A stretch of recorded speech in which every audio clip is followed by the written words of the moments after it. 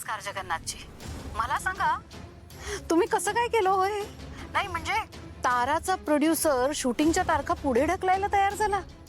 कसं केलं हे? माझं काम तुमच्यासारखं नसताना.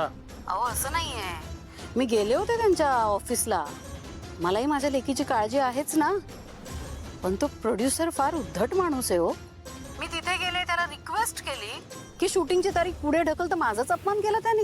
भैरवी वजे जशाच तसे आपण जे म्हणतो ते काही चुकीचं नाही. ज्याला दुसऱ्याचा मान ठेवता येत नाही त्याचा अपमान हा होतोच. हे बघा जगन्नाथजी, मी तुमच्याशी भांडण्यासाठी फोन केला नाहीये. खरं तर मी तुमचे आभार मानायला फोन केलाय. अहो मग आधी आभार मानायचे, नसत्या चौकशा कशाला करायच्या? ते सोडून बाकीच्या चौकशा करण्याची तुमची सवय काही जाणार नाही. काय वजे? मुद्द्यावर येते जगन्नाथजी. तुमचे मनापासून आभार मानते ही भैरवी वजे. तुम्ही माझ्या मनावरचं खूप मोठं ओझं उतरवलंय. पण मला एक नाही कळलं की ज्या माणसाने आजवर माझा प्रत्येक कार्यक्रम उधळून लावायचा प्रयत्न केलाय, ज्याने मला सतत त्रास देण्याचा प्रयत्न केलाय, तो आज माझी मदत करायला कसा बरं तयार झाला? असं कुठलं कारण असेल ठोस की ज्याच्यामुळे परमेश्वराने तुम्हाला माझी मदत करायची सद्बुद्धी दिली? कसं काय? काय ना, जी माणसं चांगल्या मार्गावर चालतात, जी माणसं मनाने चांगली असतात, त्या सगळ्या माणसांना मदत करण्याची सद्बुद्धी मला देव देतोच.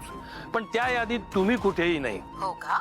म्हणूनच विचारतीये, तुम्ही हे सगळं का करताय? माझ्या लेकीसाठी, माझ्या लेकीसाठी मी तुम्हाला मदत केली, तुमच्यासाठी नाही.